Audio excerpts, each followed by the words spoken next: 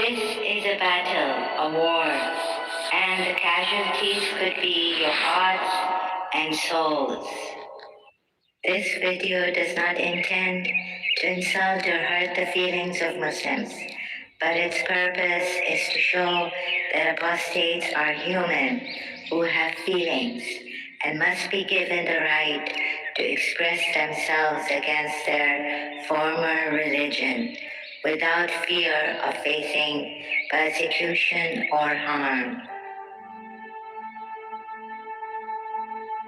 Do not kill or subject anyone to violence for religion, for you do not know for sure, and no true religion would ask this of you. The whole problem with the world is that fools and fanatics are always so certain of themselves, and the wiser people so full of doubts. Bertrand Russell. Simon Wilder, quoting Walt Whitman, Song of Myself, you shall no longer take things at second or third hand, not look through the eyes of the dead, nor feed on the specters in books. You shall not look through my eyes either, nor take things from me. You shall listen to all sides and filter them from yourself. Quote from movie with honors.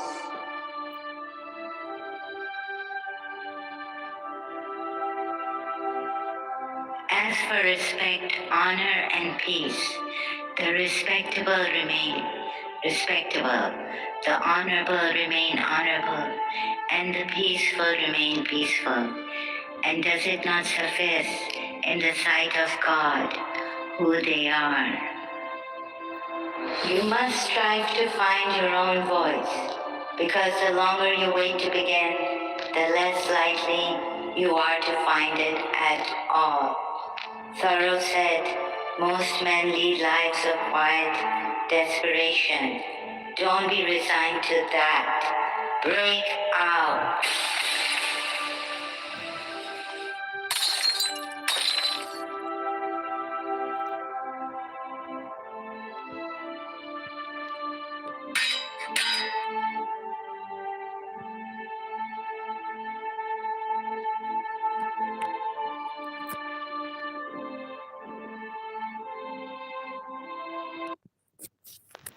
Hello, greetings everyone. This is me again, Zahra Jawad, sharing my thoughts now about this. Why couldn't the Shias see this? Uh, so, what is the method I took? Quran only or what?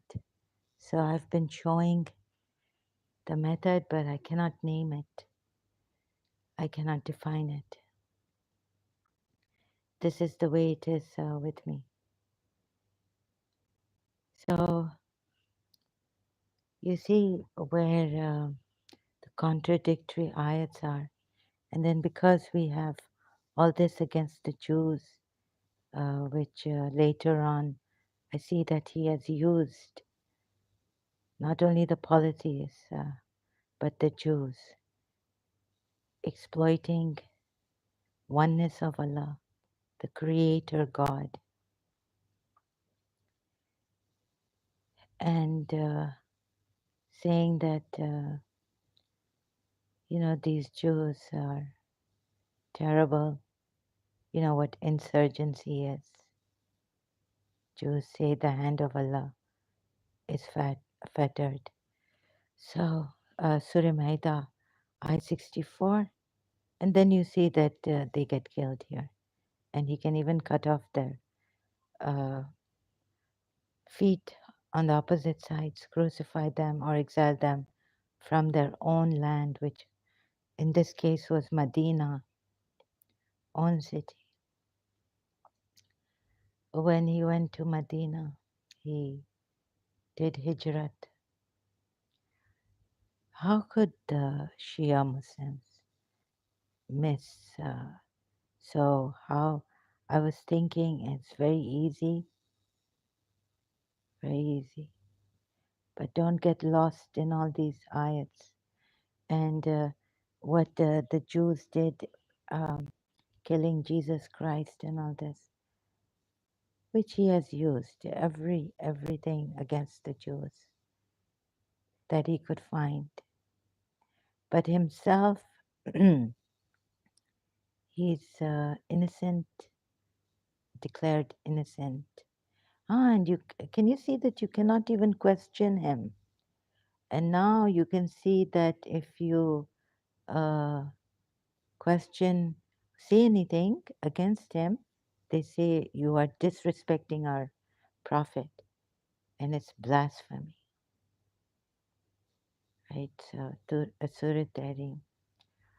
And they come after you and they kill you. They stab you so ruthlessly.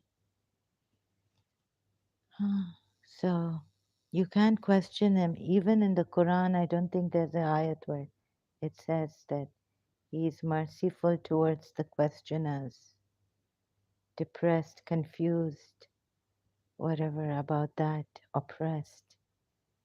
Hmm. Can't remember an ayat like this where someone can question him.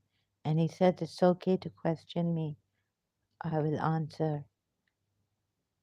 But to my great surprise, shock, in Surah Najm, he says that is Allah says, will you dispute with him what he saw? Whereas as a Shia, when I read that ayat, that do you see those gods, polytheist gods? See them? Of course, they're right in front. They can see it, right? So maybe consider would be a better word. So the point is that you can't dispute it. It's like, are you disputing with him? Will you dispute with him? Will you dispute with him? And here he's broken an oath. He's told to break by Allah, break the oath. So Surah, it's still on Surah Shuara. I cannot for the life of me figure out how this is not loading properly to Surah Tahrim. So this is Quran.com. Sorry, it has to be like this. So you see, he breaks an oath, and here we are told that the wives annoyed him so much, so much, so much so that servant girl, oh my goodness, Maria, so wanted to please your wives, making use of your servant girl. Okay, this is another Sunni sources, but it's also in the Shia sources, multilingual Quran. I saw under this ayat two things: the honey and the Maria the Coptic, or however you may call that poor little servant girl. Uh, so whether so Shias just quickly. This I hope it will be just 30 minutes or so, right? This live stream, and then I'll come back again later on in the night if I'm able to complete. Let's see how far I complete this. Shias could not see this. O Prophet, why do you prohibit yourself from what Allah has made lawful for you? And then in Karbala, the stark reality, Bibi's praying that Imam Hussein come up to his promise. And of course, I'm like, why would they be praying? He will come up to his promise. Imam Hussein, he's Imam Hussein. So he's not going to break any oaths, but his Nana, his grandfather, maternal grandfather, has done it here. But the excuse we make, so what I did was, not any Quran experts, nothing. This is my method. I looked at this, and this is not even divorce like when I used to read it during my O levels, the Quran. Like, this is not like divorcing. So, no, why are you prohibiting yourself to divorce your wives? Of course, you can divorce your wives. So, anyways, even if it was divorce, he's annoyed with his wives. Was it that the wives were testing him?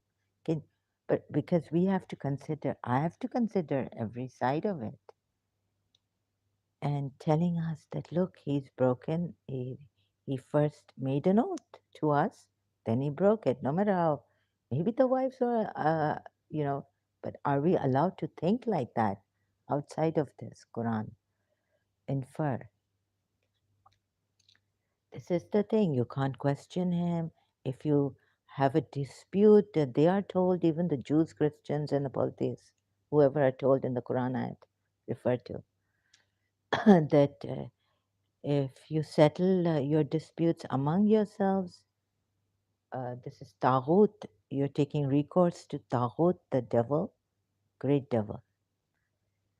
And you can't do that unless you make him, this messenger of Allah, your judge.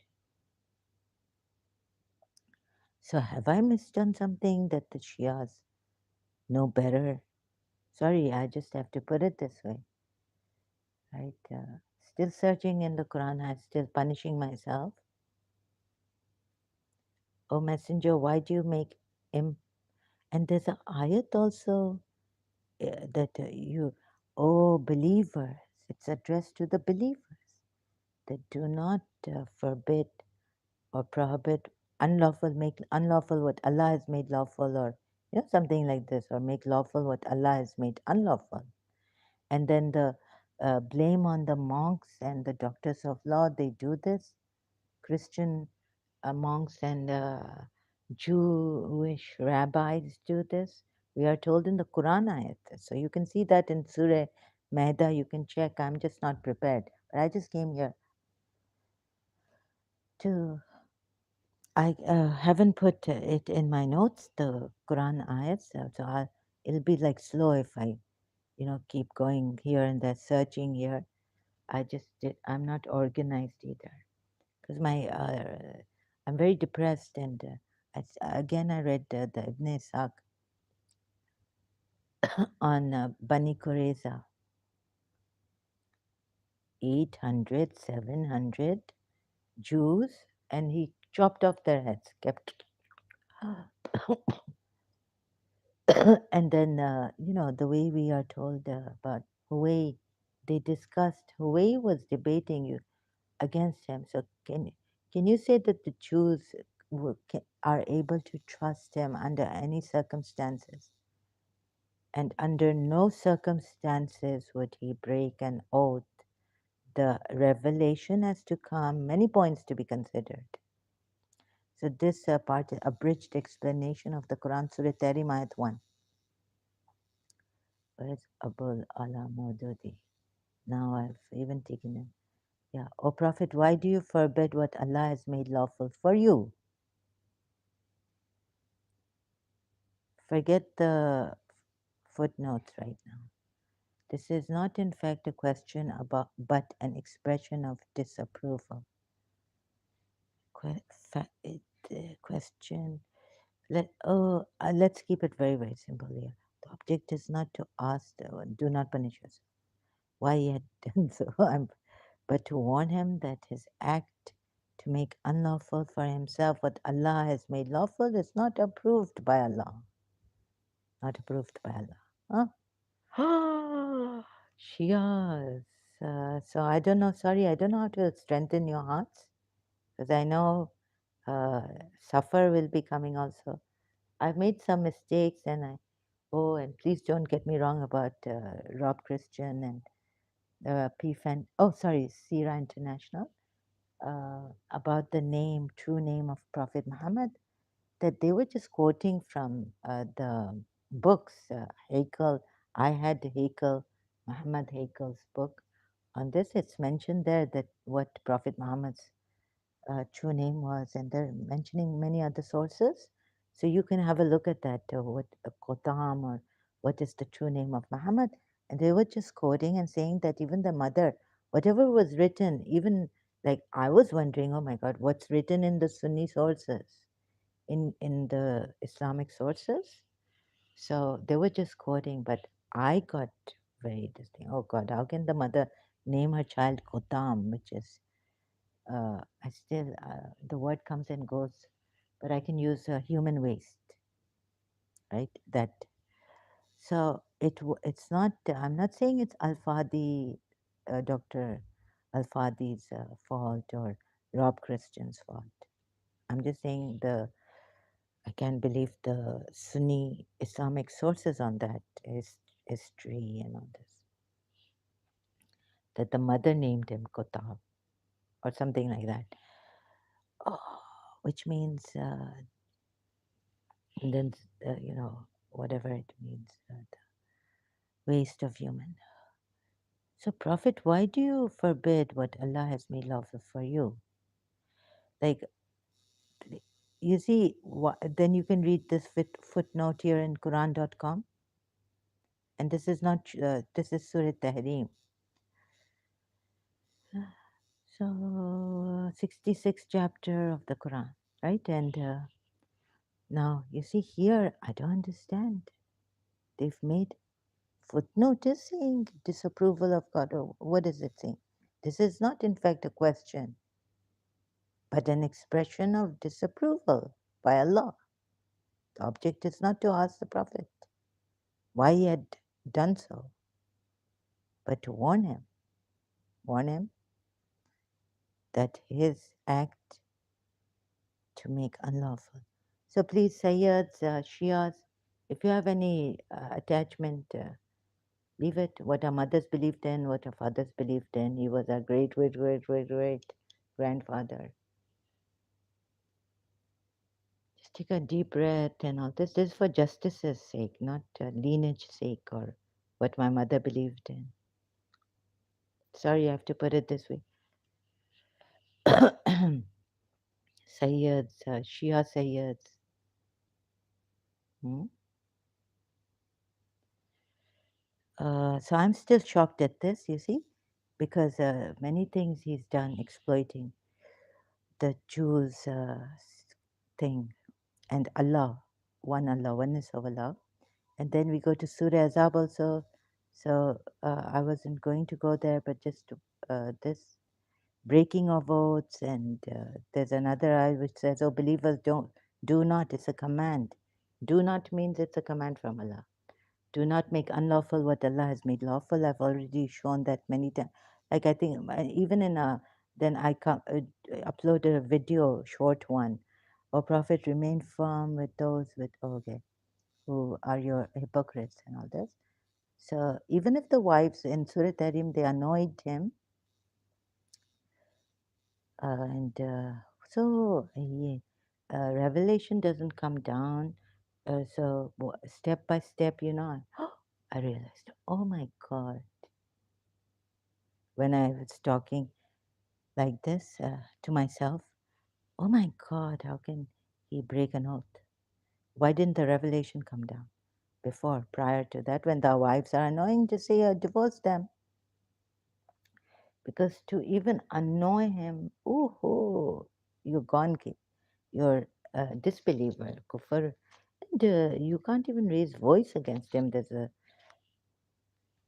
Quran ayat.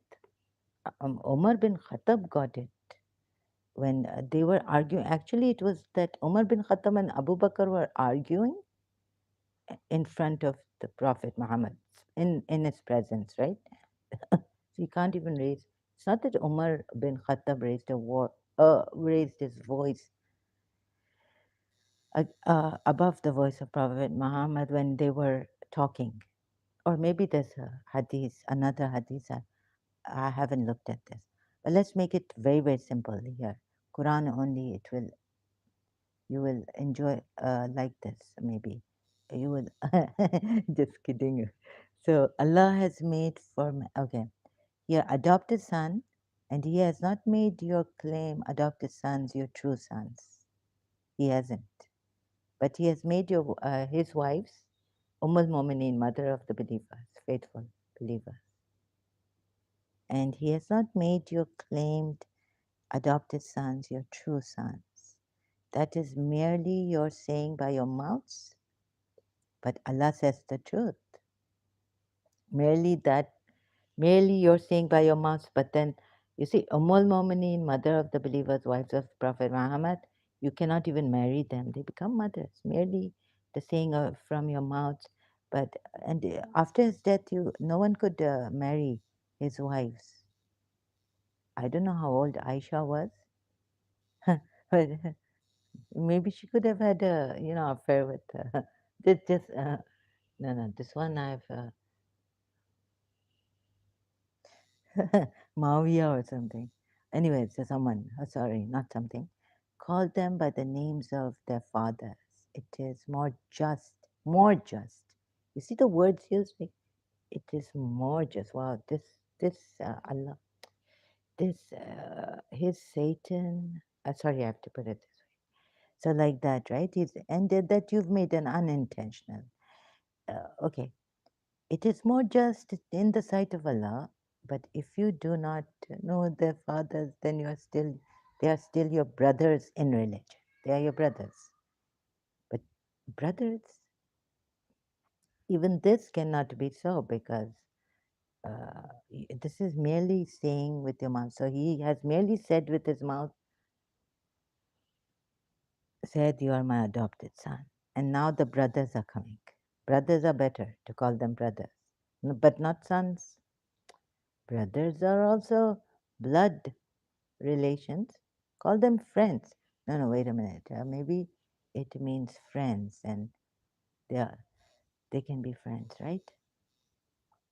So you can check this, but I have to go fast right now, at this moment. The Prophet is more worthy of the believers than themselves.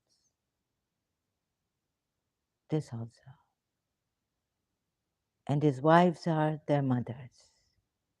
You see? And those of blood relationship are more entitled to inheritance. So he's mentioning inheritance. Close associates, a kindness from bequest. You can give something to Zaid. So he's making his daughter and Ali ibn Abu Talib. He'll give everything to them. What he took from Khadija, the daughter's mother, and we took from the covenant and all of them. Yes, very good. So now we go to fear Allah.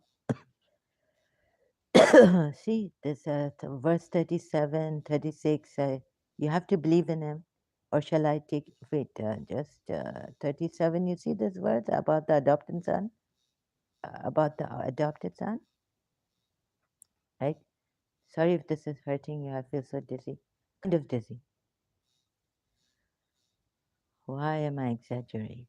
Uh, Sorry, I just blurted out like that. I don't know. Uh, oh, so 37, 37. Sorry, it has to be like this here online. 37. So like that, now he can marry the adopted son's wife, ex-wife, right? So this, if I can reach 37, so many translations. I still haven't 37 here.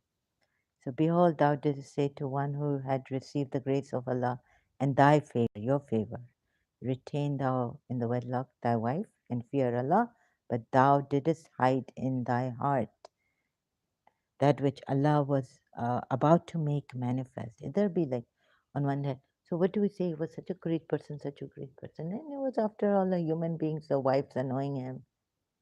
No, no. He has to be in aligned with Allah's thing, the revelation. He can't go against Allah in any way, any situation, any circumstance. This is what I thought of. Sorry, excuse me. So this, you see, and then he's fearing the people, we are told here. And before that, he's made a decision, but why did that when he decides Allah and him I mean his messenger. It is not fitting for a believer, man or woman, when a matter has been decided by Allah and his messenger to have any option about their decision. If anyone disobeys Allah and his messenger is indeed on a cliff. Oh my goodness. signs of now. Can you see what is coming? So, can you trust him? Can you trust him? Anything else I need to show you? So, you see, much is at stake. Shias, much is at stake. Hawaii, much is it. If you read this, you'll be depressed. I went to sleep on it. Way been so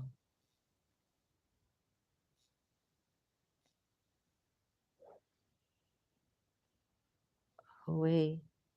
Uh, oh, sorry. Why am I saying I didn't? Who? Way ibn Akhtar. You see, there are like 800, 700 Jews whose heads were chopped off. Heads were chopped off. Please embrace yourself. This is thriller. So, what did he do, Hui? We are told, I've read all this in Wikipedia, right? Because of this action, Muhammad ended alliance with Nadir tribe. And you can read all this. Trench, the Battle of Trench, what happened? By God, I do not. So, afterwards, Hui came to the day after surrendered Ibn Ishaq when the apostle went out to the market of Medina, the dug trenches in it. Then he sent for them and struck off their heads in those trenches as they were brought out to him in batches. Among them was the enemy of Allah, Huway ibn Akhtab, and Ka'b ibn Asad, their chief. There were 600 or 700 in all. Please see this. Though some put the figure as high as 800 or 900. So we are told that Hui wanted to kill him. Yeah, he has all this. I now feel that all this not. It's in conclusion that it's cool. Which was saying suspicions. Okay, they wanted to throw the rock at me, uh, and you see suspicion. Uh, I was my father, Safia, courageous warrior. Personality who is said to have been a courageous warrior. Where does it say afterwards Safia bint Huwais says about her father? Okay, they didn't agree with them. Opposition, Huwais' opposition simply took the form of public debates. Oh my God. So now, can you see if we do this public debates, we'll be stabbed to death and you can't. Muslims will come up and why are you not doing this? Is blasphemy against Prophet Muhammad, against their religion. You can't say anything. What? This is, please excuse me, this is not right. Uh, because you see, you can't say anything, respect our Prophet. Public debates. On one occasion, he had a discussion with Muhammad upon the mystical letters beginning some of the surahs in the Quran. This is where perhaps the mystical letters have come from, and we say only Allah knows them, sometimes only Allah Muhammad knows them, sometimes only Allah Muhammad, Prophet Muhammad, and the Imams know. God knows something like this, so I may be, please correct me, Shias, if I'm wrong. Only Allah knows. Maybe Huway knew them. So then he's had a debate, he's had a discussion, but here the Christian Mubila with the Najran, it didn't settle like that, like it settled with, he settled with the Christians. When a prominent rabbi, Abdullah ibn Salam, became a Muslim, Huway was one of those who said to him, "There are no prophets among the Arabs, but your master is an ordinary human king." When Abu Sufyan, but Huway was to become the most inveterate enemy of Muhammad, to the point where Ibn Hisham, Muhammad's biographer, calls him the enemy of Allah. In summer 625, Muhammad went to Nadir quarter to ask them to contribute towards the army secondary to Umayyah's killing of two men from Banu Kilab.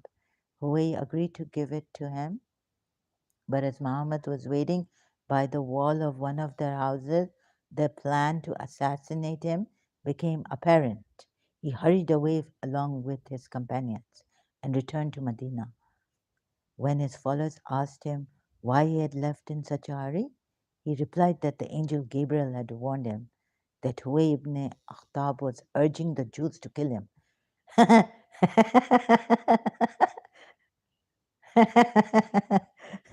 And that Amr ibn Josh had volunteered to drop a rock into, or have volunteered to drop a, but did he drop the rock onto his head? And they missed him, I guess. So you see, it is maybe they dropped a rock and he had gone, left that place. Angel Gabriel had come, but didn't come at the time when he practiced the pagan Arab adopted son custom. Didn't come on time when he made an oath to his annoying wives, two wives.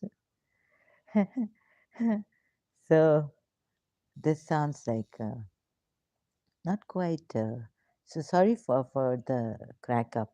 Because of this action, Muhammad ended alliance with the Nadir. Bas, it's coming. And that act of treachery from the Jews meant that they were at war with one another. He then sent one of his companions. Oh, why do they not read Ibn Ishaq? When we are told our Shias, ulamas, and Quran experts, Hadith experts,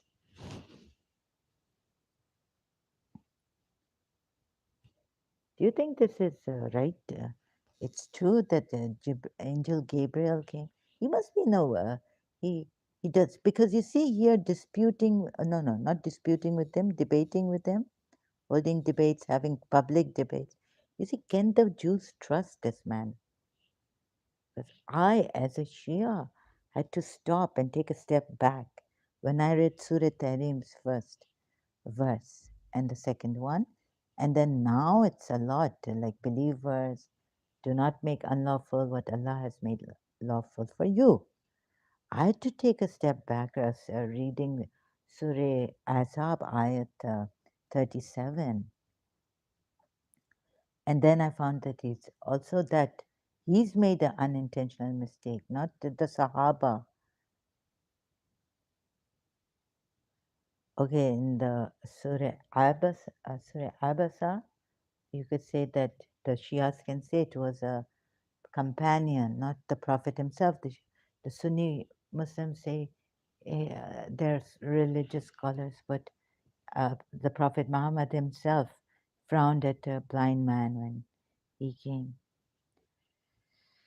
Shia say no, it was a Sahaba. So there, the Shias got it, got him out of that. And can you, Sahaba frowned at a blind man. But can you, so back to Surah Tahrim and Surah Azab verse, can you trust him? Even as a Shia, I had to take a step back.